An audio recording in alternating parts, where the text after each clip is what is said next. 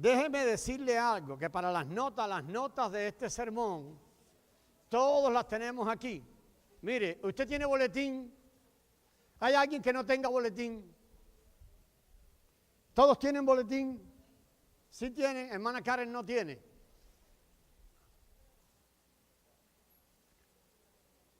Hermano Cristian va a traer algunos. Si usted no tiene boletín, levante la mano, ahí le dan uno. Dentro del boletín, usted tiene un papelito como este, que tiene las notas del mensaje esta mañana. Ahí, hermana Karen, están aquí resumidas, así que si usted quiere anotar, pues anote, pero si no, ahí están todas las notas y mucho más, y mucho más. El pasaje que vamos a referirnos en Romanos 10:13 está allí. Mire aquí, hermano, por aquí dice allí, hermana Lourdes, bendiciones, saludos a su familia, bendiciones.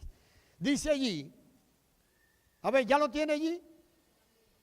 ¿Y qué dice? ¿Alguien lo lee o no? Uy, hermano, dice allí todo aquel. ¿A quién se refiere eso? A todas las personas. ¿Que hagan qué cosa? Que invoquen el nombre del Señor. ¿Y qué cosa más? Resultado, será salvo. Hoy nosotros vamos a hablar de la redención y la salvación que Cristo ofrece al hombre. Vamos a hablar de la redención y la salvación de Cristo. La redención y la salvación de Cristo. ¿Qué quiere decir esto? Que vamos a examinar el camino bíblico de la redención y la salvación de Cristo, no la que los hombres nos hemos inventado. Hay una redención y hay una salvación que los hombres nos hemos inventado. Nosotros vamos a examinar el camino de la redención y la salvación de Cristo, de Cristo. Hay algo que sucede en todos los seres humanos. Sé que en nosotros ha sucedido también. A lo largo de la historia, siempre esto ha sucedido. El hombre siempre ha buscado una manera de librarse de su condición pecaminosa. Véalo, hermano, examine la historia desde este punto de vista. El hombre siempre trata de librarse de su condición depravada interna, de su condición pecaminosa. Siempre lo ha hecho, siempre lo ha hecho.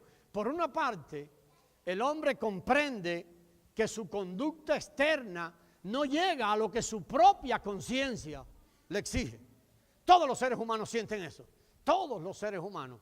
Uno de los hombres acusados en Estados Unidos, Tommy Pham en Estados Unidos de ser una de las personas más bondadosas, es uno de los hermanos Kennedy, el mayor. Sin embargo, y su padre también. Pero sin embargo, todos sabían que su fortuna la había hecho haciendo cosas ocultas.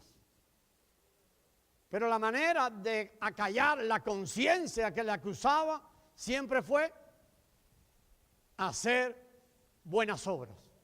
El hombre sabe, todo ser humano sabe, que lo que su propia conciencia le dice, que él no está caminando correctamente, y mucho menos cuando él piensa en la justicia de Dios. Eso es externamente, pero también todo ser humano sabe esto. Se da cuenta de que internamente hay algo que lo impulsa a portarse de una manera que él no quiere portarse. Todos los seres humanos pasan todos. A lo mejor muchos aquí pueden decir, sí, pastor, en mí ha pasado, a lo mejor usted nunca se había dado cuenta. Pero estas dos condiciones, amados hermanos, el hombre siempre experimenta estos dos problemas. Por eso queríamos comenzar hablando del doble problema del hombre. Usted puede decir ahí sentado, pastor, yo tengo un montón de problemas. Y yo quiero decirle, sí puede tener un montón de problemas, puede hacer una larga lista, pero todo lo nuestro tiene que ver con dos problemas. Uno, hay una manera de comportarnos, actos pecaminosos externos que nos acusan, que nos hacen sentirnos mal, una conciencia que nos acusa. Y en segundo lugar, tenemos una naturaleza pecaminosa interna que impide que nosotros paremos de hacer aquello con lo que no estamos contentos ni felices. Y esto no es una contradicción, todo lo contrario. Lo primero hace que el hombre permanezca siempre en un estado de acusación. Cada vez que el hombre comete un acto pecaminoso, su propia conciencia lo acusa. Y el hombre entonces se siente ahora mal, su conciencia le condena. Y lo segundo, la naturaleza interna hace que el hombre no pueda parar. No pueda parar, no pueda parar. Y yo no sé si usted ha sido de los que se ha propuesto muchas veces cambios en su vida. Y voy a abandonar esta actitud pecaminosa para darse cuenta que no ha podido. Pastor, pero sí, yo dejé de hacer tal cosa. Si usted es sincero, sabe que no lo dejó de hacer. Pero lo hago menos, pastor, pero lo sigue haciendo. Y si abandonó algunas cosas, ¿sabe lo que pasa? Otras nuevas aparecen y está practicando otras nuevas que le siguen acusando. O sea que todo ser humano pasa por esto. Todos hemos pasado por eso. Algunos, y la mayoría de los que están aquí, se han dado cuenta, gracias a la misericordia de Dios, de estas dos realidades, de estos dos problemas, de este doble problema que el hombre tiene. Ahora, ¿qué pasa? Que cuando el hombre entiende que tiene esto, perdón, no lo entiende, sino que se da cuenta que tiene esto, él empieza a inventar maneras de cómo librarse de esto. Porque nadie quiere ser acusado por su conciencia. ¿Qué tratamos de hacer siempre? De acallar la conciencia. La manera de acallar la conciencia, o perdón, todo lo que hacemos por acallar la conciencia, lo que hacemos es sobornarla. ¿Usted se ha visto sobornando alguna vez su conciencia? Le voy a poner un ejemplo. Muchos de nosotros lo hemos practicado. Hay tres maneras principales que el hombre inventa o que el hombre recurre para acabar con esta condenación que siente en su conciencia y para tratar de apagar esa naturaleza pecaminosa que lo obliga siempre a caer. Tres maneras. La primera, ¿verdad? Este es el primer punto que queremos ver, las maneras en que el hombre trata de resolver este doble problema. La primera cosa que el hombre hace es esta: buenas obras. Rápidamente el hombre se enreda en una manera de hacer cosas externas, buenas obras. Empieza a enredarse en lo que él cree que son buenas obras. ¿Qué trata de hacer allí? Acallar la conciencia interior. Todas las religiones del mundo, ¿qué creen?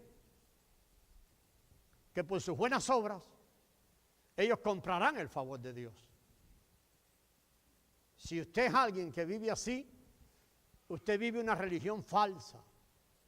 No es el cristianismo bíblico. El cristianismo bíblico es totalmente al revés. Todas las religiones dependen de aquí. Hay un Dios por ahí en algún lugar y nosotros tenemos que hacer cosas para agradar a ese Dios. Y si nosotros agradamos a ese Dios entonces ha de bendecirnos y hacer cosas para nosotros. ¿Usted conoce personas que piensan así? A lo mejor ni se dan cuenta que piensan así, pero así viven. Ahora, el cristianismo es al revés. ¿Por qué digo que es al revés? Porque en el cristianismo, Dios, que sí sabe bien el problema interno del hombre, Dios viene al hombre sabiendo que el hombre es incapaz de hacer nada bueno para Dios. Y entonces Dios viene al hombre y desde el interior del hombre produce lo que el hombre necesita darle a él. Lo que Dios quiere ver, Dios mismo viene y lo produce desde dentro del hombre. Esa es la diferencia del cristianismo. ¿Qué quiere decir esto más profundamente? Que nosotros los hombres reposamos de nuestras obras. Y el Cristo que vino a vivir en nosotros es el que desde nosotros produce todo lo que Él mismo quiere ver en el hombre. Esta es una diferencia notable entre el cristianismo y cualquier otra religión. Entonces, el hombre lo primero que hace, tratando de resolver este doble problema que tiene, es hacer buenas obras. Lo segundo, hacer penitencia. ¿Lo ha visto usted a través de la historia? El hombre trata de maltratarse él mismo. ¿Sabe que mucho ayuno que se hace en el cristianismo se hace por eso? ya sabe que es falso todo lo que está haciendo, ¿verdad? Y que no tiene ninguna consecuencia delante de Dios. No tiene nada, jamás atraerá eso el favor de Dios. Nosotros cuando nos sentimos acusados empezamos a hacer penitencia, tratando de maltratarnos. Entonces esto trata de sobornar la conciencia de nuevo, creyendo que con el maltrato que nos infligimos, estamos entonces aplacando la ira de Dios. Tampoco funciona. Estos son caminos que el hombre ha inventado, que el hombre sigue practicando para establecer un camino de redención, de tal manera que él sea redimido de su maldad. La tercera cosa es olvidándolo. Algunos hacen como ¿cómo se llama el animal que mete la cabeza en la tierra? ¿Canguro? No, canguro no. El avestruz. Algunos creen que olvidando las cosas se resolvió el problema. Y aparentemente tienen una amnesia contra todo lo que está mal hecho delante de Dios. Empiezan a bloquear su propia mente. Pero quiero decirle, esto no funciona. ¿Por qué no funciona?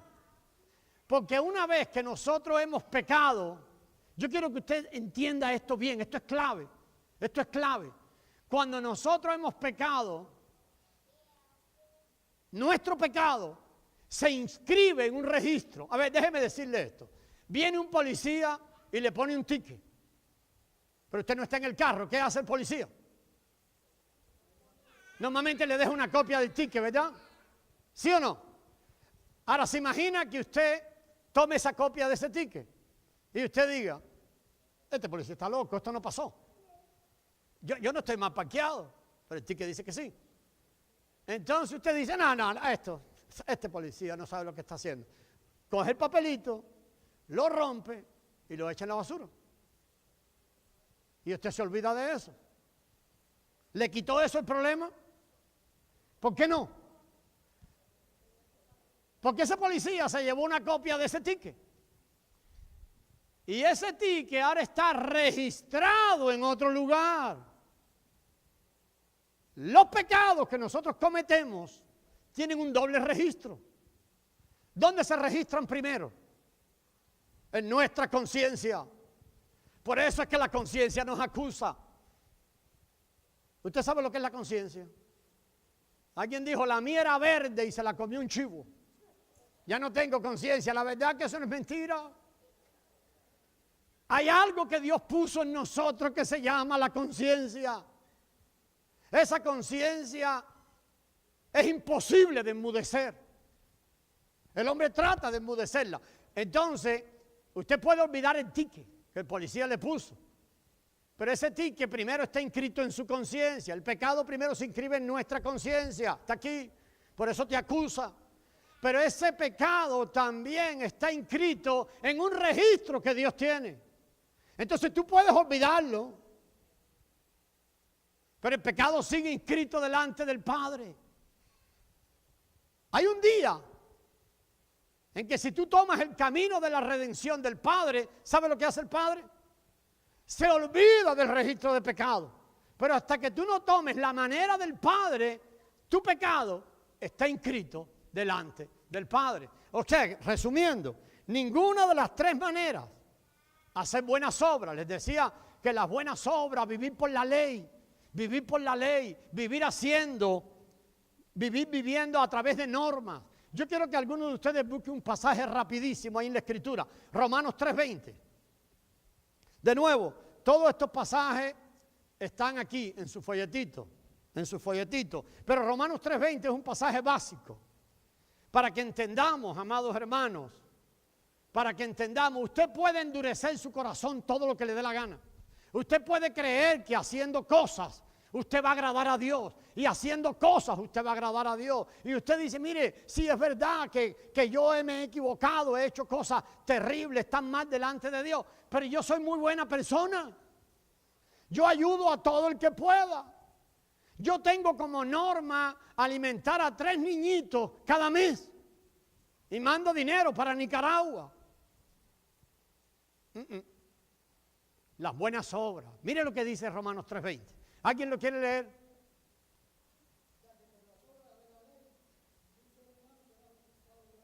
Es muy sencillo el apóstol allí. Por las obras de la ley, siguiendo normas humanas, ningún hombre será justificado delante de Dios. O sea que el camino de las buenas obras no justifica a los hombres delante de Dios. Pastor, pero ¿debemos los creyentes hacer buenas obras? Claro que debemos hacer buenas obras. Debemos ser conocidos como los que hacen buenas obras. Pero no hacemos buenas obras para obtener la justificación de parte de Dios. ¿Por qué hacemos buenas obras los creyentes? Porque hemos obtenido la justificación delante de Dios. Ok, yo quiero que comprendamos esto. Las buenas obras nunca pueden justificar al hombre. Número uno, las buenas obras no quitan el registro de pecado. Escuchen, no lo van a borrar, no lo van a borrar. Y las buenas obras hechas por el hombre nunca pueden alcanzar la plenitud de la justicia de Dios. Mire, usted puede hacer muchas buenas obras y ser alguien conocido, pero Dios dijo esto. Dios dijo esto. Una vez hubo un hombre que hacía muchas buenas obras. Deje recordar este primero. Está en el Evangelio de Lucas. Un hombre llegó al Señor, un principal entre los judíos, y le dijo: Padre, ¿qué debo hacer para heredar la vida eterna? Tal vez ustedes recuerdan de esto. Este era un hombre principal entre los judíos, era un hombre rico, y él había tomado el camino de las buenas obras. ¿Cómo lo supo? Cuando él le preguntó al Señor: Señor, ¿qué debo hacer? El Señor le dijo: ¿tú conoces la ley? Sí, la conozco. Entonces tú conoces los mandamientos. Y el Señor le mencionó algunos de los mandamientos. ¿Y sabe lo que él respondió? Pero todo eso yo lo he guardado desde el principio. ¿Qué estaba diciendo? Yo me merezco el favor de Dios. Yo he vivido haciendo buenas obras. Las he hecho todas. El Señor dijo: oh, muy bien, las he hecho todas. Entonces haz una más. Por favor, vete y vende todo lo que tienes. Y regálalo. Y después me sigues. ¿Recuerdan qué pasó con el hombre? Él se fue triste. El Señor siempre dice para ti esto: una cosa te falta. Una cosa te falta. No puedes vivir por tus obras.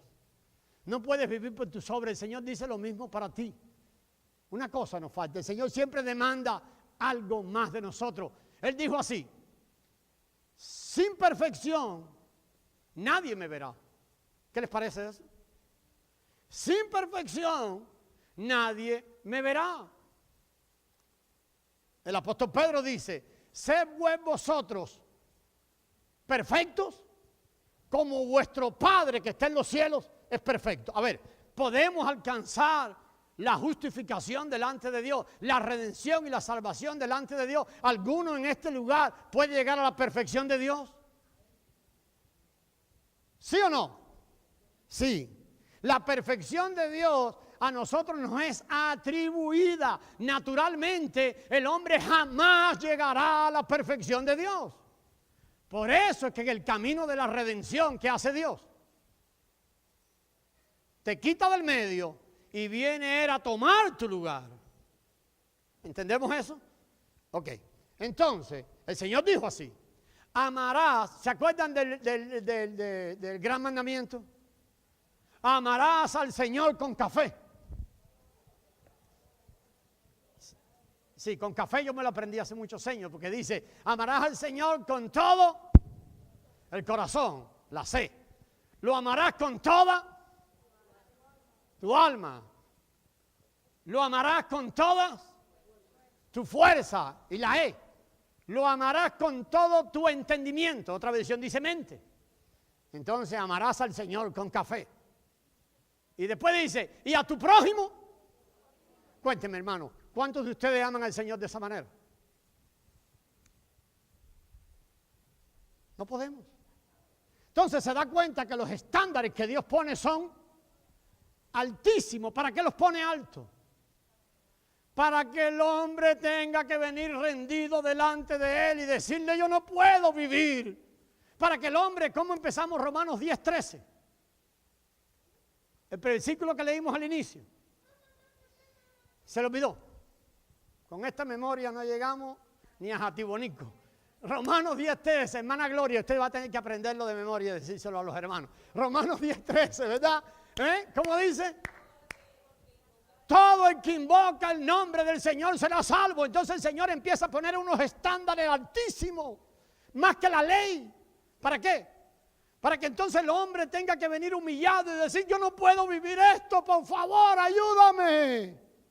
Eso es lo que Dios está esperando, que los hombres se rindan de sus buenas obras, que los hombres se rindan de dañarse a ellos mismos, del esfuerzo propio, amén, de que decía hace un rato, mortificar el cuerpo, que los hombres dejen de sobornar su conciencia, que los hombres dejemos de vivir como el avestruz era, ¿verdad? Metiendo la cabeza y queriendo que olvidando las cosas se van a arreglar. No, hermano.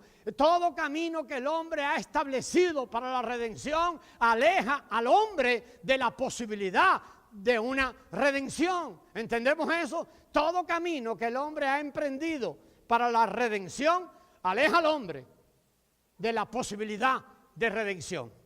Cuando el hombre puede cumplir algunas cosas, ¿qué es lo que sucede en el hombre ahora? Que el hombre se cree que es él el que ha logrado algo. Yo he hablado con muchas personas y me dice, pastor, yo he sido libre del alcohol. ¿Y qué? ¿Cuál es el problema? ¿Y la envidia? ¿Y los celos? ¿Y la fornicación? ¿Y la lujuria? ¿Y los pensamientos maledicientes? Pastor, desde que soy cristiano ya no fumo. ¿Y qué? ¿Pero chismeas? Entonces, no se trata de lo externo, amado hermano. Por favor, todo camino, cuando el hombre logra algo, ¿sabe lo que se siente rápidamente? Orgulloso, vanagloria. Entonces, ¿para qué murió Cristo? No necesitas que Cristo muera por ti. Si tú puedes hacerlo solo, Cristo no hubiese venido a morir por nosotros. ¿Entendemos eso? Entonces, lo que queremos revisar ahora, después de haber revisado el punto número 1, era hablar de los dos problemas que el hombre tiene, como está en su folletito. El punto número 2 era hablar de las maneras en que el hombre trata de redimirse. Yo no sé si a algunos viene a su mente la palabra redimirse. ¿Qué piensa usted? La palabra redimir. Por eso hablamos de, este folletito dice, la redención y la salvación. Yo sé que algunos redención y salvación lo juntan, pero redención es el primer paso de la salvación. La palabra redimir, bien traducida en una cosa ahí más popular, significa volver a comprar. A ver, cuando Dios muere en la cruz, cuando Cristo muere en la cruz y nuestros pecados son puestos sobre Él, ¿qué es lo que pasa ahí en ese momento? Que toda pena y toda culpa del pecado de nosotros fue quitada, fue pagada por Cristo. Entonces Cristo, Dios ahora nos volvió a comprar. Es una palabra de mercado, redimir. ¿Por qué el hombre necesita ser redimido? Porque el hombre cayó, el hombre es un ser caído. El hombre cayó, se alejó de Dios. El hombre es un ser caído. Antes de que Dios pueda hacer cualquier cosa con el hombre, tiene que, primero, redimirlo. Tiene que venir y pagar por él. Y una vez que paga por él y lo compra para él de nuevo, entonces Dios puede trabajar con el hombre. ¿Entendemos esto? Por eso el primer paso es la redención. ¿Cómo se efectúa nuestra redención? Ahí vamos a ir. ¿Cómo Dios efectuó nuestra redención? De nuevo, es Dios quien efectúa nuestra redención. Esta es la manera. Según la Biblia, la justicia de Dios requería esto. A ver, esto es buenísimo, buenísimo, hermano Emilio. Esto es bueno para Alberto. La mayoría de los seres humanos no podemos entender esto. Hermano Emilio y Flavia me van a dar tortícolis. Por eso es que no los miro para allá atrás, porque dieron la vuelta tanto para allá. Hermano, Hermanos, a ver, ¿dónde iba cuando la tortícula me interrumpió? Según la Biblia, la justicia de Dios requiere que todos nuestros pecados sean juzgados. A ver, Dios no va a dejar de juzgar nuestros pecados. A ver, algunos dicen, pastor, usted me ha dicho que Dios me ama mucho. Fui a una iglesia y me dijeron que Dios me ama mucho. Es verdad que nos ama mucho, pero va a juzgar nuestros pecados. A ver, usted ama a su hijo, ¿verdad? Pero si su hijo hace algo que hay que meterle un guampazo, ¿usted qué va a hacer? Le va a dar el guampazo y después lo va a perdonar. Pero necesita actuar con justicia. Escuche, de acuerdo a lo que dice la Biblia, Ezequiel, el profeta Ezequiel dijo esto: el alma que pecare, esa morirá. Va, y una vez. Ok. Si Dios no es un hablador de bobería, Él tiene que cumplir lo que dijo.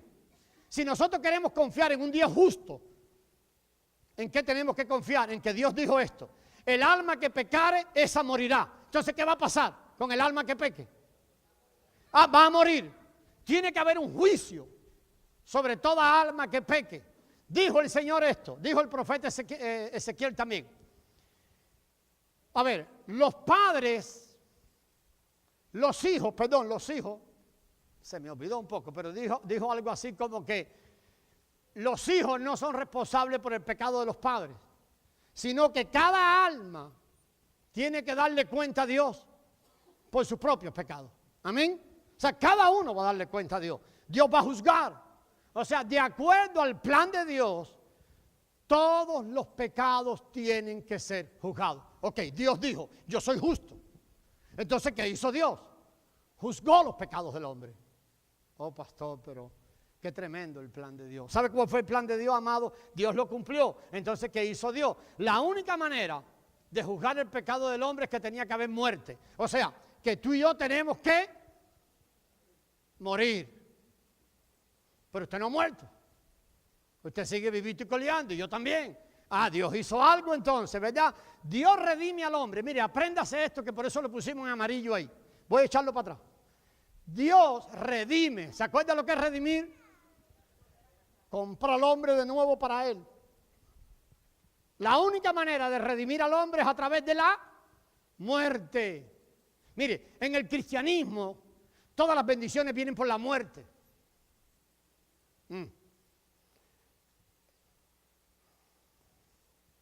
En el cristianismo se gana, ¿cuándo? Cuando se pierde. En el mundo no. En el mundo es al revés, el cristianismo es al revés. Entonces, amados hermanos, pensemos en esto. Dios redime al hombre mediante la muerte. Muy bien. Hebreos 9:22 dice allí, se necesita sangre. A ver, Hebreos 9:22 dice así: sin sangre no hay remisión de pecado. A ver, sin sangre el pecado no se puede quitar. Oh Dios, entonces ahora. Muy bien, Dios obró de esa manera.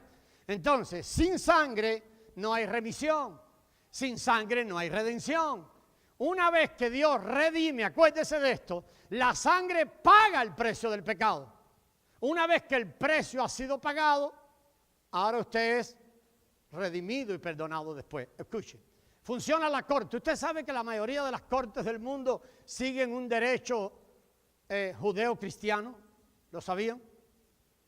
Usted puede tener un problema en la corte. Puede ir al juez y decirle cualquier tontera. ¿Sabe lo primero que el juez le va a decir? Sí, yo te puedo perdonar y todo, pero primero paga lo que debes. ¿Qué quiere decir eso? La persona tiene que ir y pagar la deuda. Una vez que la persona paga la deuda, el juez puede entrar en un proceso. Siempre los jueces dicen, tienes que hacerte culpable. Cuando te hagas culpable y yo te condene, eso es lo que le pasó a Messi. Primero tiene que hacerse culpable. De milagro no saltó aquel con Cristiano. ¿Qué pasó? Primero el juez quiere que te hagas culpable. Nosotros tenemos que ir delante de Dios y aceptar nuestra culpabilidad. Una vez que aceptamos nuestra culpabilidad, Dios dice, ahora te voy a perdonar. Amén. Esto es entendido, esto tiene que ser así. Tiene que ser así, amados hermanos. Tiene que ser así. En el Antiguo Testamento, ¿se acuerdan que como figura Dios empezó a dar el sacrificio de animales? ¿Se acuerdan de aquello? Dios todo lo resolvía en el Antiguo Testamento ¿con qué? Derramando sangre de animales, derramando sangre de animales. Había que matar primero el sacrificio para apaciguar la justicia de Dios. Alguien tenía que morir para que la justicia de Dios estuviera apaciguada. Alguien tenía que morir, pero los sacrificios de animales no eran la solución final de Dios. Hay mucha religión que se ha quedado en los sacrificios de animales. Pero no, los sacrificios de animales que eran una sombra de lo que vendría después. ¿Qué es lo que vendría después? La solución final de Dios. La solución final de Dios era el sacrificio del Hijo. La sangre de su Hijo era lo único que iba a traer al corazón de Dios, que Dios estuviera agradado. La única cosa, Dios hizo que Jesús muriera por toda la humanidad. Tremendo. Dios hizo que Jesús muriese por toda la humanidad. Ahora, al ejecutar su juicio en Jesucristo, el hombre ahora puede ser perdonado. ¿Por qué? Porque la justicia de Dios fue derramada sobre Cristo. Y como la justicia de Dios fue derramada sobre Cristo, entonces ahora el hombre puede ser perdonado. Todo lo que hay que hacer para nuestra redención y santificación ya fue hecho. ¿Quién lo hizo? Dios, a través de Cristo, al llevar a Cristo a la cruz del Calvario. Eso es muy bueno que lo entendamos. Por eso el hombre no necesita hacer buenas obras. Por eso el hombre no necesita mortificarse. Por eso el hombre no necesita entrar en un proceso de olvidar y de negación. Cristo muere como el Cordero Pascual y ahora los hijos de Israel que estaban bajo el pecado de Egipto son perdonados. Cuando Dios mira sobre los hijos de Israel, ¿qué es lo que ve? La marca de la sangre puesta allí. Isaías 53, 6 dice así: fue el juicio de Dios que cayó sobre él, por lo cual Dios está complacido. Yo quiero que pensemos un poquito en esto, amados hermanos. ¿Quién llevó a Cristo a morir a la cruz del Calvario? Cristo muere por nuestros pecados, pero yo quiero que piense un poquito en esto. Fue Dios quien puso a Cristo a morir en la cruz del Calvario. Hoy nos queremos asombrar de un montón de cosas y los hombres quieren cuestionar el amor de Dios. Fue Dios quien puso a Cristo. Toda la ira de Dios fue descargada sobre Cristo en la cruz del Calvario. Todo el amor que Dios tiene por los seres humanos fue puesto en la cruz del Calvario sobre Cristo. Vean allí en la figura de la cruz. Vean qué cosa. Toda la ira de Dios puesta allí. Vean todo el amor de Dios, todo el amor de Dios, todo el amor de Dios exhibido allí. Lo que era sobre nosotros, o lo que debía ser sobre nosotros, puesto sobre su Hijo. Toda la ira que nosotros merecíamos, Dios la puso sobre su Hijo. Como en Egipto, cuando Dios ve la sangre, ya no tiene nada más que hacer, porque la sangre de Cristo es suficiente para limpiarnos de todo pecado. Por eso el hombre puede estar en paz con Dios. De nuevo, vamos a regresar atrás. El hombre tiene un doble problema. Segundo, el hombre trata de arreglar el problema con una manera personal de redimirse. No sirve ninguna de las maneras, ni haciendo buenas obras, ni mortificando su cuerpo, ni olvidando el pecado. Dios estableció un camino de redención que tiene que ver con la manera en que Cristo es puesto en la cruz y muere por nosotros. Es una gran cosa y tal vez usted está entendiendo hasta aquí y dice: pastor, yo sé que es bueno, yo sé que Cristo murió por mí, yo sé que la culpa de mi pecado ha sido puesta sobre Cristo. Pero vea la segunda parte. La segunda parte es importante. Pero ¿qué hago con el poder del pecado que todavía me asedia y que siempre me conduce a pecar? Voy a echar esto para atrás de nuevo. ¿Alguno de ustedes ha atravesado por esto? Pastor, yo sé que yo he sido perdonado. Pastor, yo sé que he sido redimido. Pero anoche estaba pecando. Esta mañana hay una fuerza dentro de mí que me lleva a hacer todo lo que yo no quiero hacer. ¿Qué hago, pastor? ¿Cómo soy libre de eso? ¿Alguno aquí ha pensado así? ¿Le ha pasado eso? ¿O solo a mí? Mire, hace 2000 años el apóstol Pablo vio esto. Tenemos una revelación extraordinaria en la Escritura de lo que pasó con el apóstol Pablo hace 2000 años. Él decía que cuando quería hacer el bien, se encontraba haciendo el mal. Él decía que en su mente había una ley que quería agradar a Dios, pero que en sus miembros había una que siempre lo llevaba cautivo a la maldad. Y tan fue así que un día Pablo, cansado de esto, gritó: miserable de mí, ¿quién me librará de este cuerpo de muerte? Y automáticamente, qué bueno que la Biblia no se queda ahí, sino que Pablo después contesta, ¿qué cosa? Gracias doy a Dios por Jesucristo. Pablo vio lo que nosotros necesitamos ver.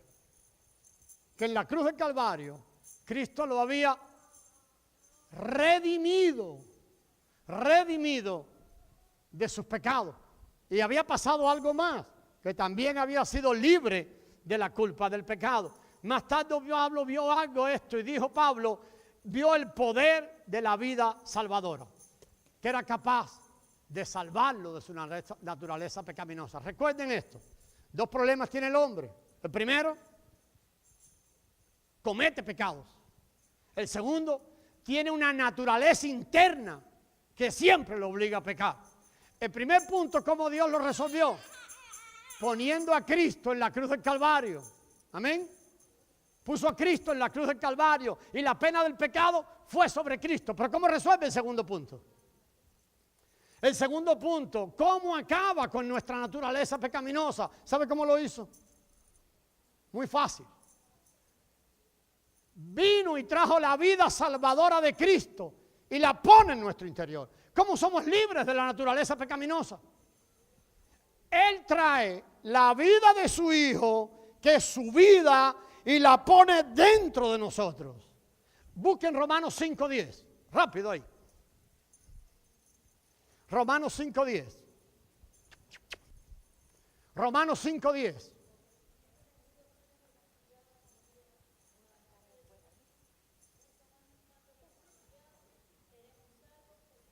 Dice que si siendo enemigos fuimos reconciliados por la muerte, y habla de que nuestros pecados Dios nos vuelve a comprar. Ahora, si estando justificados, ahora vamos a ser salvos, ¿de qué manera? Por su vida. Amados hermanos, yo creo que apreciemos la vida de Dios que ha traído a nosotros. Cuando usted recibe a Cristo, no solo la culpa de su pecado es quitada, sino que ahora la vida de Dios viene adentro de usted y esa vida de Dios comienza a operar una salvación diaria y progresiva desde el interior. Por eso hablamos de la redención y la salvación. La salvación de la que estamos hablando no es una salvación instantánea. Todos nosotros hemos sido salvos, hemos sido redimidos, hemos sido comprados. Digo todos, yo no sé si todos. Pero los que hemos aceptado a Cristo, hemos sido redimidos, vuelto a comprar. El primer punto de la salvación. Y después, por la vida de Él puesta en nosotros, estamos siendo sometidos a un proceso de salvación diario y progresivo. Diario y progresivo. Es importante que entendamos esto. Además de juzgar a Cristo, Él también preparó una salvación maravillosa. Es lo que leímos. Por medio de su redención, la humanidad está libre del juicio del pecado. Pero por medio de su vida, el hombre está libre o puede estar libre de la esclavitud del pecado. No existe nada que el hombre tenga que hacer. Hermanos amados, amigos, aquí hoy, yo quiero hablarle ahora de la última parte. Pastor, pero ¿de qué manera yo me puedo apropiar de esa salvación? Muy bien. ¿Qué decimos al principio? ¿Cuál fue el versículo que leímos? Romanos 10:13.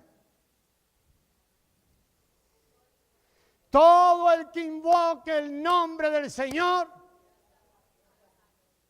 Pastor, por eso es muy sencillo. Y todo lo que Dios preparó es muy sencillo. Muy sencillo. A Él le costó todo. Él dio su propia vida y por gracia nos regala a nosotros. Entonces, todo el que invoque el nombre del Señor, ¿de qué manera podemos tener como experiencia de vida? Mire, de nuevo, no estoy apuntando a un intelecto, no estoy apuntando a que usted se vaya de aquí hoy con el conocimiento de cómo ser salvo, sino cómo se puede mostrar en mi experiencia de vida, de aquí hasta que yo parta, de aquí hasta que yo me muera, cómo puede ser una experiencia esa salvación. Efesios 2, 8 y 9. Aquí el apóstol introduce otro elemento que es la fe. Dice, porque por gracia sois salvos. Y esto no es de vosotros, sino que es don de Dios, por medio de la fe, para que nadie se gloríe. O sea, no por la obra del hombre, sino que nosotros, ¿qué hacemos? ¿Qué nos toca hacer? Invocamos el nombre del Señor, ponemos la fe para salvación en la obra redentora que Él llevó a cabo en la cruz del Calvario. ¿Qué tiene que hacer un hombre para ser salvo? Invocar al Señor, poner su confianza. No en sus buenas obras, no en que Él se maltrate el cuerpo, no en que olvidó el pecado, no en sus maneras de ser redimido, no en religión, no en obras muertas. No, el hombre pone su confianza ¿en qué? En la obra redentora de Cristo, en la cruz del Calvario. Tanto el perdón de pecado, que es la redención inicial, como la salvación en vida, vienen por medio de la fe. ¿Y qué más? Y nada más. Pastor, pero algo yo tengo que hacer, nada. ¿Qué tienes que hacer? Nada. Por eso nuestra oración es que Dios abra nuestros ojos y lo podamos ver y cesemos de nuestras buenas obras. ¿Qué es la fe? Y definimos esto. La fe, ¿qué es la fe? Pastor, pero yo tengo fe en una cruz que tengo puesta detrás de la puerta de mi casa. No, eso no es fe. ¿Sabe cómo se llama eso? Idolatría. Pastor, pero yo tengo confianza, pero eso no le da realidad a nada. La fe tiene que estar puesta sobre algo que dé realidad. A ver, la fe tiene que estar puesta sobre una persona. La Biblia define la fe como la certeza de lo que no se ve.